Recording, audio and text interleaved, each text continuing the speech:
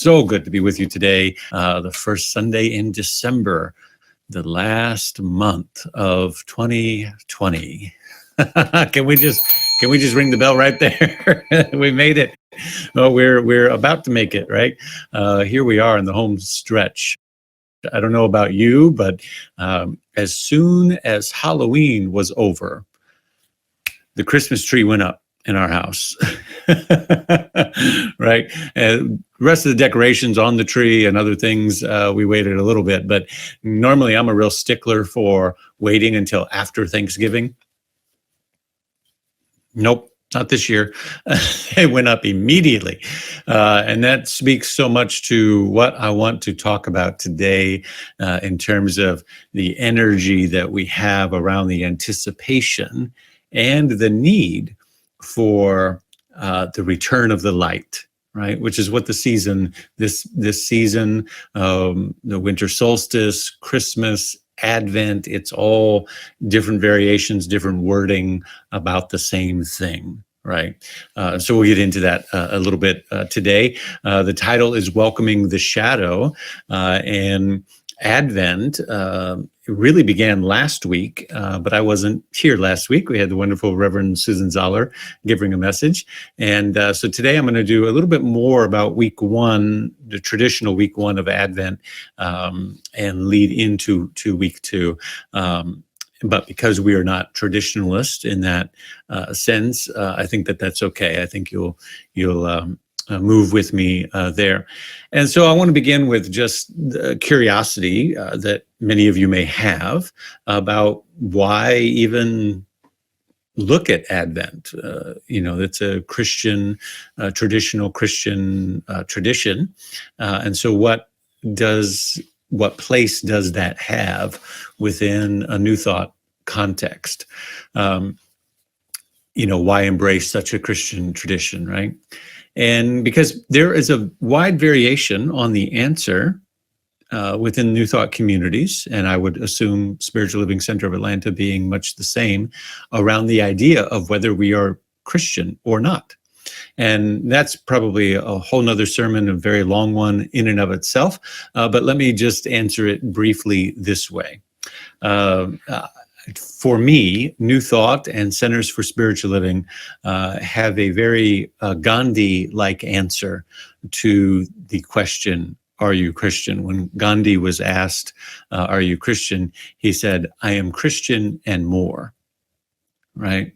I am Christian and more, meaning I'm not confined by any identity with Christianity. I embrace that spiritual truth and more, right? And the extension of the beyond. Our job is to transcend and include the Christ that lives beyond Christianity, right? Ernest Holmes in the Science of Mind textbook, in fact, the largest section in the textbook is on the teachings of Jesus and about Christ consciousness. How about I put it this way for you? The great New Thought metaphysician and teacher, Reverend Dr. Mary Tumpkin from the Universal Foundation for Better Living, she used to say it this way. She said, I'd be Christian even if Jesus never existed. I'll let you take all the time you need with that one. I'd be Christian even if Jesus never existed, right? Which is to say that our emphasis is on the Christ consciousness that was exemplified in Jesus, but did not belong to him exclusively, was also exemplified in the Buddha, was also exemplified in certain aspects of Moses's journey into taking up the mantle of leadership and liberation, exemplified in Allah, exemplified in Krishna, exemplified in great teachers that have walked this earth among us, Martin Luther King and Mother Teresa, and so on and so forth. And so I like Mary Tumpkin's answer quite a lot, right? I'd be Christian even if Jesus never existed. I'd be focused and dedicated to the awakening of the Christ consciousness within me, right? So with that, we come to this thing annually called Advent. What is Advent? Some of you may have a history of connecting to and celebrating, and the candles and the colors and all of that. And many of you may not. You may not have grown up with that. It may not be part of your religious background. And so this may be new for you. Advent comes from the Latin adventus, which simply means adventure, journey. And it's a time to prepare ourselves in consciousness for the awakening of Christ consciousness. Now, in traditional Christianity, it has, like everything else, gotten a little bit lost. Not so much commercialized, but lost in too much literal translation.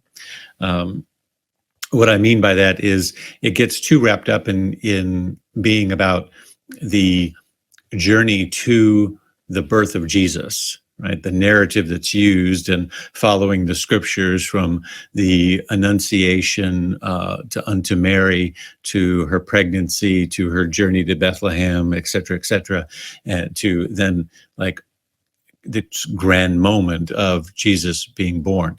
But here's what I would say to that. One, we know historically that Jesus was not born in December, right? So there's one myth busted.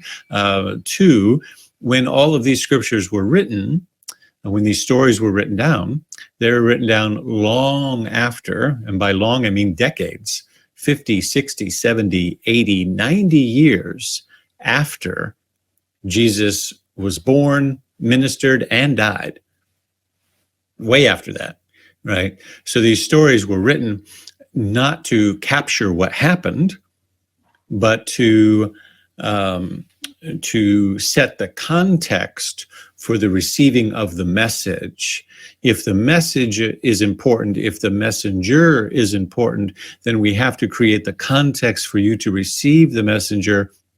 And in that world, there were, certain rules, right? Saviors had certain archetypes or templates that they followed. And so all of the symbols of the birth narrative are borrowed. I want you to hear that. Take some time with that. They're all borrowed. None of what's written that we would consider the Christmas pageant, the shepherds and the star and the gifts, and none of the virgin birth, none of that is original to the man Jesus who walked the earth. None of it. Every ounce of it is borrowed from another story from another time and put together. Why? Because the authors knew that the message was significant. But in order for you as the reader to understand that the message was significant, you would only accept it as significant if it followed this pattern, right? I will know that the man and his message is important if he's born of a virgin, if, the stars aligned, if he comes from the east and travels to all of those things had political, social, and cultural relevance and dynamics to why they were inserted in the story.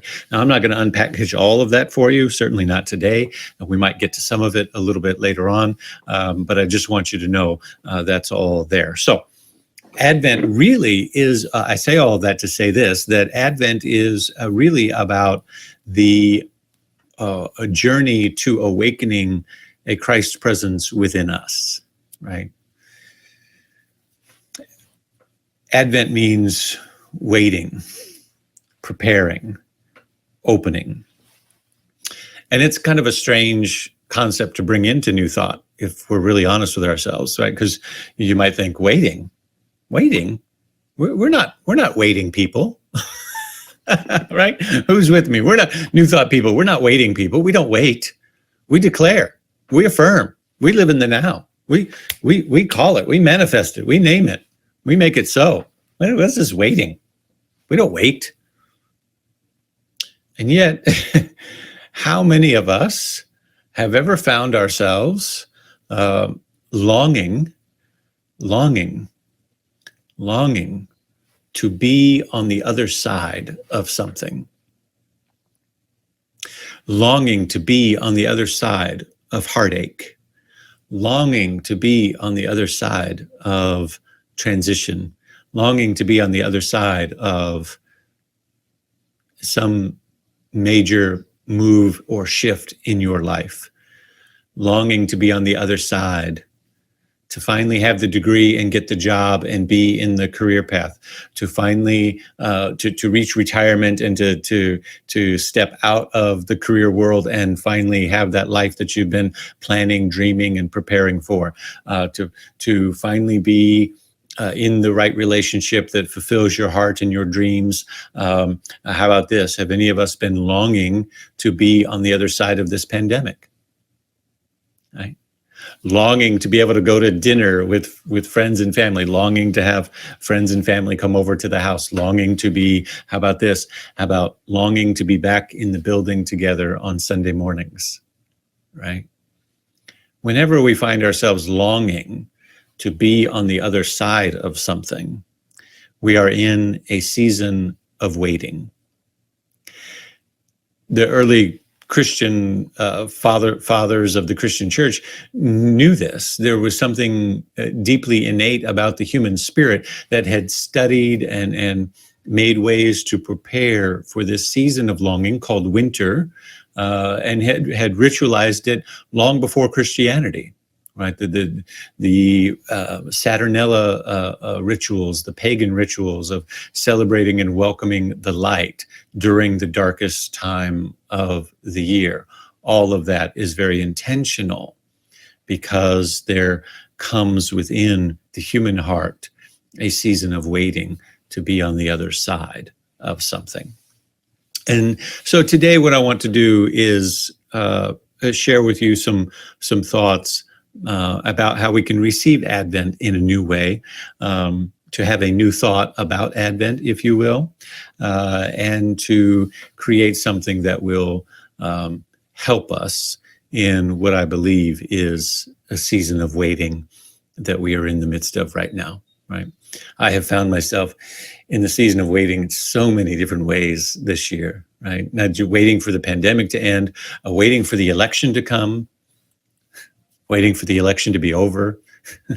And now in Georgia, we're waiting for another election to come, waiting for that election to be over, waiting for the inauguration to come, waiting for the inauguration to be over, waiting to be on the other side of some of this stuff, right?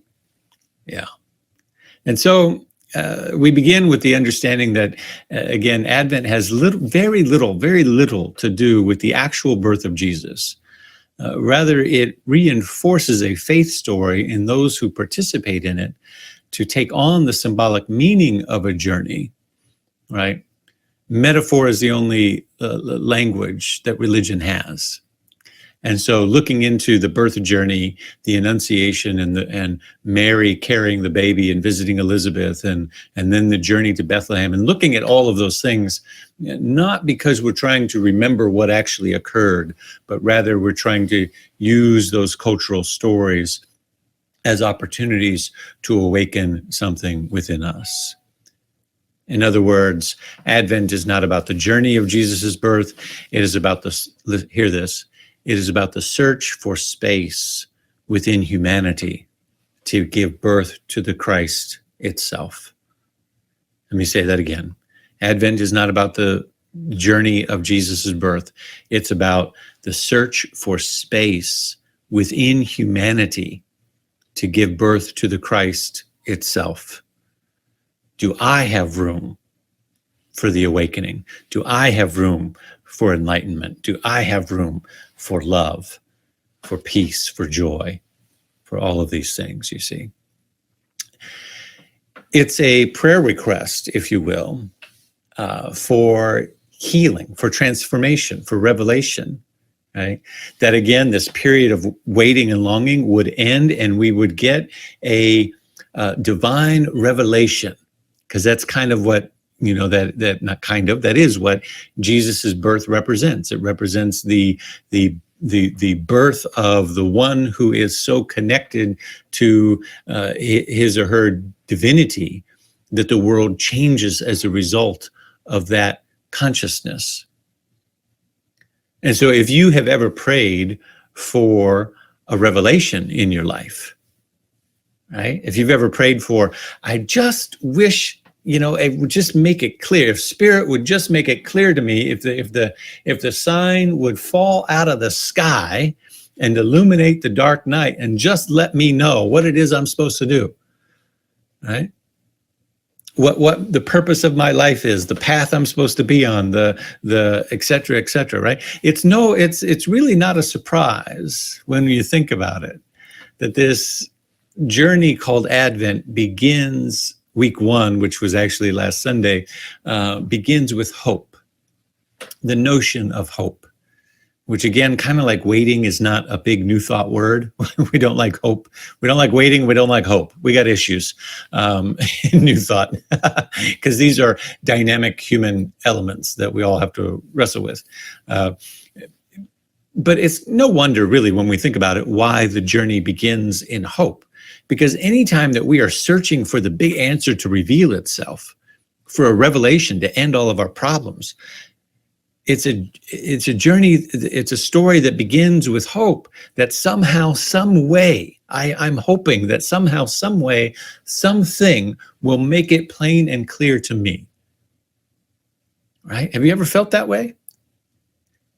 And you've kind of subconsciously dreamed of this miraculous revelation to occur, right? And how fantastic that would be. And you would tell the story to everybody you know, right? That somehow it just magically appeared out of thin air, that some otherworldly being would deliver the message with the sounding of trumpets and cute little cherub angels flying around, right? And it would just be, and here's the story. Oh, I can't wait to tell you the story. I was just minding my business, waiting in my car in line for my iced macchiato with 2 pumps, and suddenly out of nowhere, the angel appeared and laid out everything that I am supposed to do in my life and made it, all the questions were answered, all the mystery was gone, all the angst was eased. I knew everything that I was supposed to do and who I was supposed to connect with and how I was going to make it happen. And all of my anxiety, everything that I felt was wrong with the world was going to be all right. And it illumined the sky and it was clear as a bell. And then the voice said, that'll be $8.95 at the window, please. Right? How we wish and hope that it would be that easy. But you see, revelation is a hard gift to receive. When we pray for that kind of miraculous, what in New Thought we call the spiritual 2x4 upside the head, which just whack, just kind of make it clear for me, please. Right? Revelation is a hard gift to receive. Because in order to receive the gift of revelation, you have to give up everything else. Come on, talk to me, somebody. Let me say that again. I want you to hear this. Revelation is a hard gift to receive because you have to give up everything else. And you and I, speaking just as the human species, we don't like to give up the things that we're attached to. We don't like to give up our sense of knowing, our sense of control, our sense of keeping it all in the realm of what our consciousness can handle. We don't like surrendering and handing it over to some mystery. And so instead of truly preparing ourselves for a divine revelation, we plot and we plan and we set a course to somehow control and put a hand on the navigation of how the divine will show up in our life, if you're following what I'm saying. And because that plotting and that planning, within that plotting and that planning, we avoid the difficult work of confronting the shadow. You see that? Because in our plotting, we don't pray for divine revelation because we realize we have to give up everything in order to receive the gift of divine revelation. And so instead we plot and plan and say, that's okay, I'll control it. I'll take this class and do this thing and do this thing, and I'll plan out the course.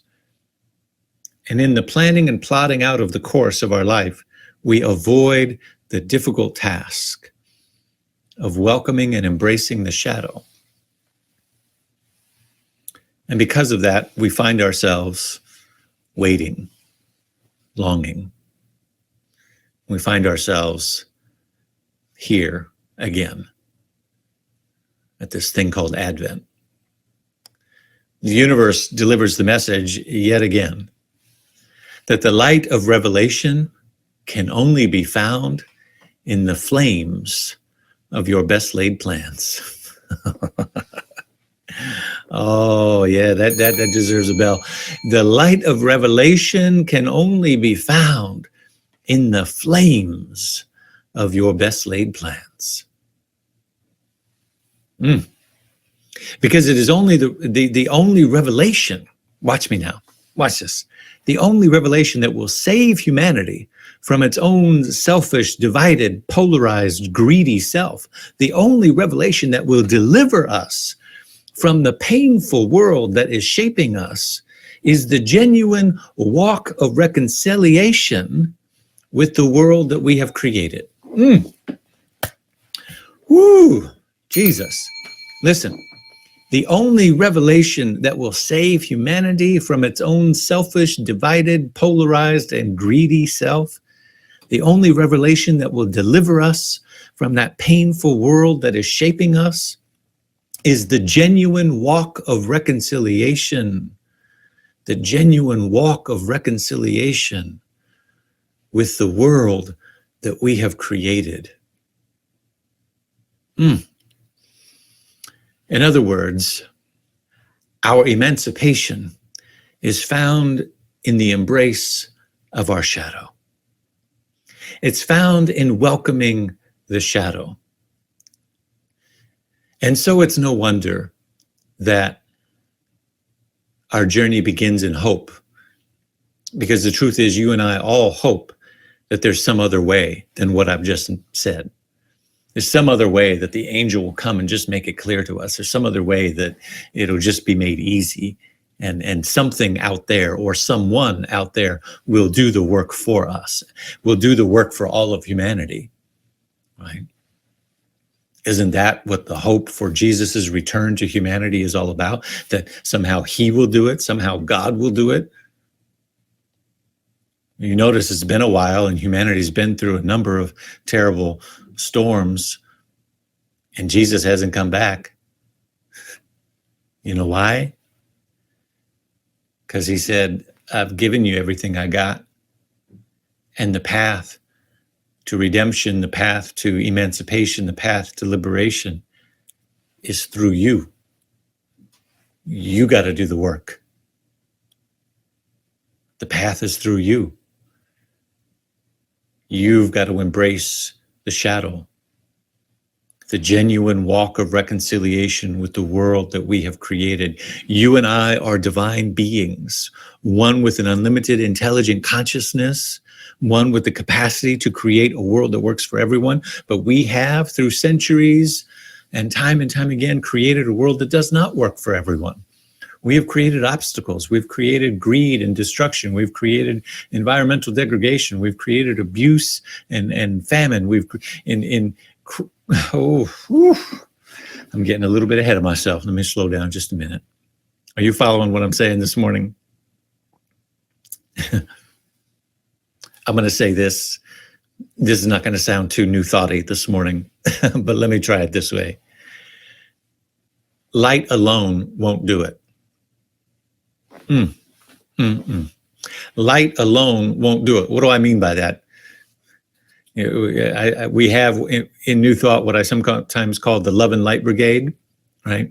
Bad news hits the TV and people say, oh, sending love and light, right?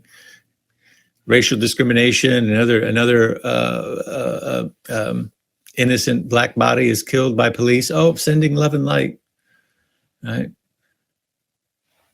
I mean, you name the tragedy, whatever you want. And we say, oh, sending love and light. I got news for us this morning. The light alone won't do it. Now, that's kind of a strange thing to say because we believe that light is all there is, right? Light dissipates darkness. Light dissipates darkness. One small light illuminates a whole room. Darkness cannot withstand it. We know that. I'm not preaching or teaching against that, but watch this. When I say light alone won't do it, watch this. Before you string up the lights, somebody say, before you string up the lights. Come on, somebody. Before you string up the lights. Woo, I'm feeling it now. Before you string up the lights. Come on, somebody. Are you with? Do you understand where I'm going? Before you string up the lights, you have to notice that it's getting dark outside. Before you string up the lights, you've got to notice that the darkness has arrived. You've got to notice that the shadow is getting longer. You've got to see that the day is getting shorter. There would be no reason, whether it was pagan or Christian or Zoroastrian or any other, there would be no reason for humanity throughout the centuries to celebrate light in the darkest time of the year if they didn't notice that first it was the darkest time of the year. If you don't notice that the day is getting shorter, there's no reason to turn on the porch light. Come on, somebody. In the book of Isaiah, it says, the people who walk in darkness will see a great light. Those who live in the land of the shadow of death, upon them the light will shine.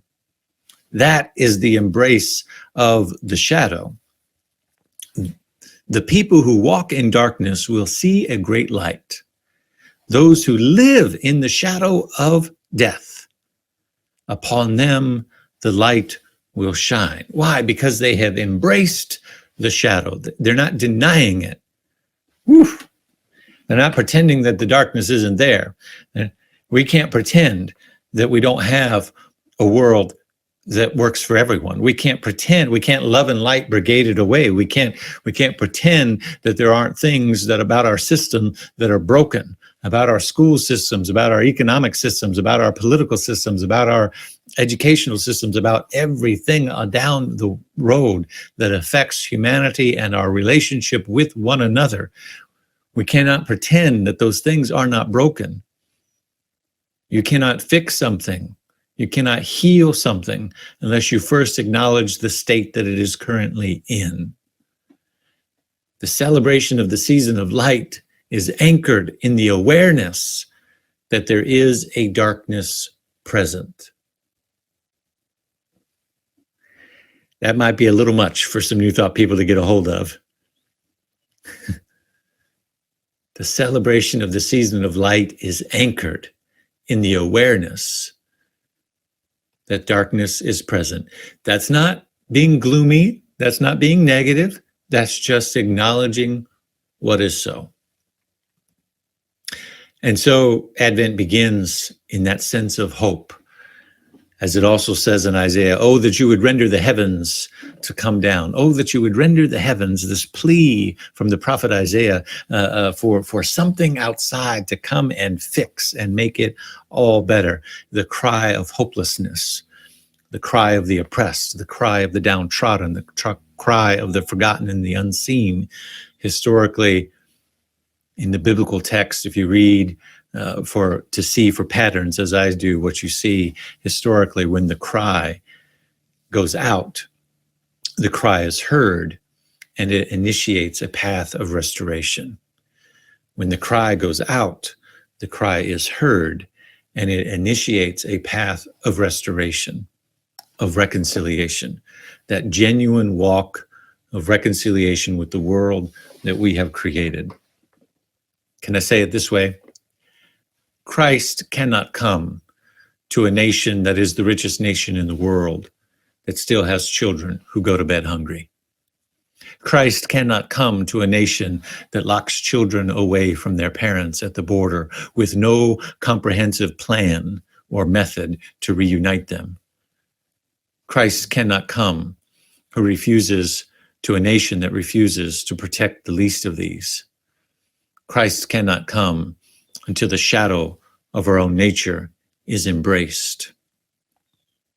Jacob Lieberman says, what we call our shadow is nothing more than an aspect of our own nature waiting to be embraced and reclaimed. What we call our shadow is nothing more than an aspect of our own nature waiting to be embraced and reclaimed.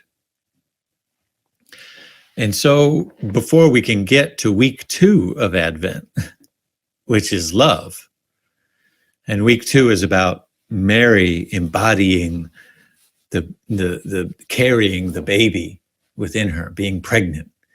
And she goes, the scripture that's often used in week 2 is about Mary going to visit her cousin Elizabeth. And when she tells her of her news, the baby leaps in her as well, right? In Elizabeth. And they have this moment, right? Because when we embody love, when we carry love, when we become a space for love to be birthed in and through us, it's infectious, right? We change the atmosphere of those around us because we're willing to be the carriers of something into the world, right? But before we can get to that, I needed to make sure you understood where the journey comes from. The journey begins in hope. We hope for some miraculous thing to make it all better. But in truth, the reality of the walk is the genuine walk of reconciliation with the world that we have created. It must begin in an embrace of our shadow. And when we embrace that shadow, we can then step into love.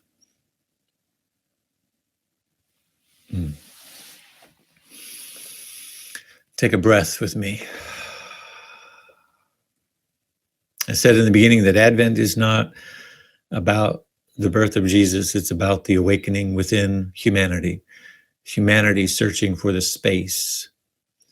And that means you and me.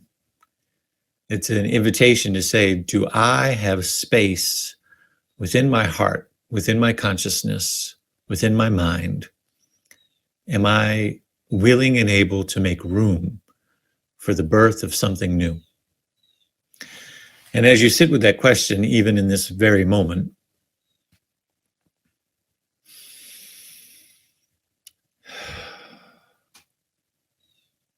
there's a part of us that wants to say yes and then hopes that somehow something miraculous will happen and make it all clear. But here's what you need to know. When you say yes, that you're willing to make space for that, the only way forward is through the embrace of the shadow, the genuine walk of reconciliation with the world that we have created. I must take account for the world that I've created with my family, with my own life, my own choices and decisions. Everything must be reconciled. That's what the census was about.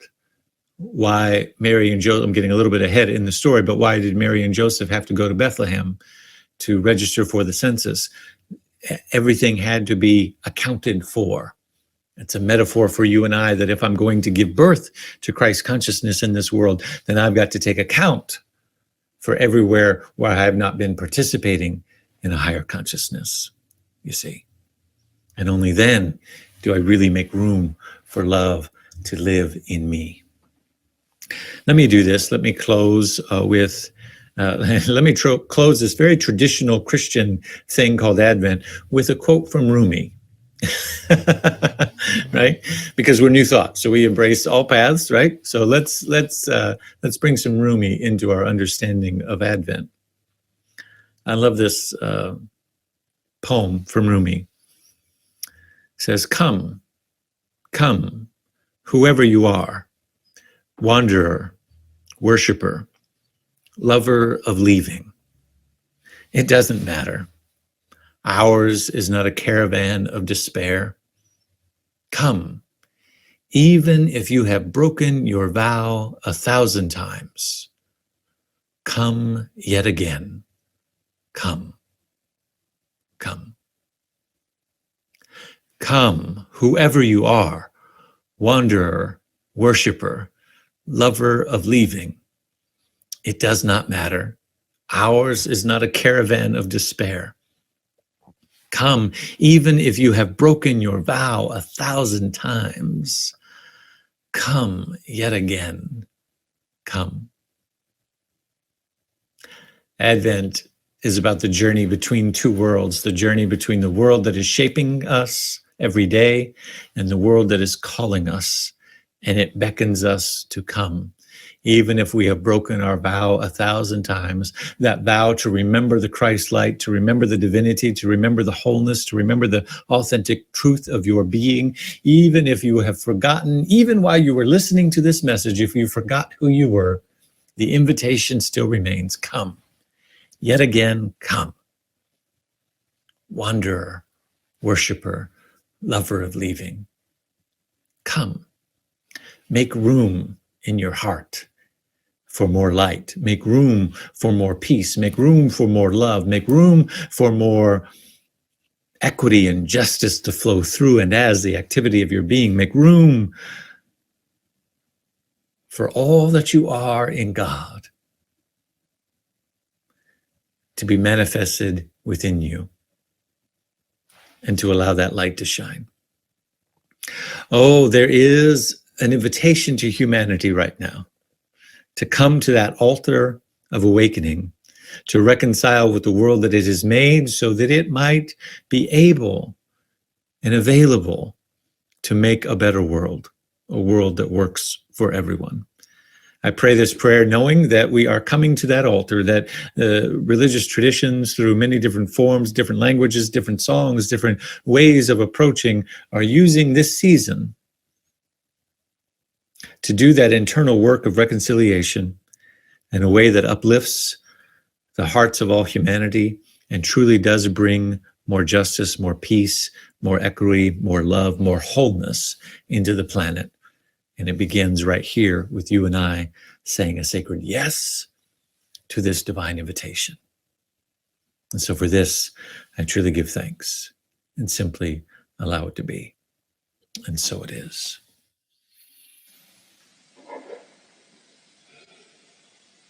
Peace and blessings.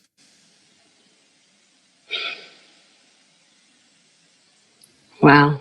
What a powerful, powerful message, Reverend David. Thank you so much. Thank you for telling us that there is a light, but there is so much more to do. SLCA family, I want to thank you for all the things that you have given to this beautiful community so that it can keep going, that it can keep thriving and bringing these wonderful principles to each and every one of us because they truly do uplift. And so I invite you now to join with me in the affirmation for grateful giving. You'll see the words below. Come join me as I say, I live in a universe of abundance.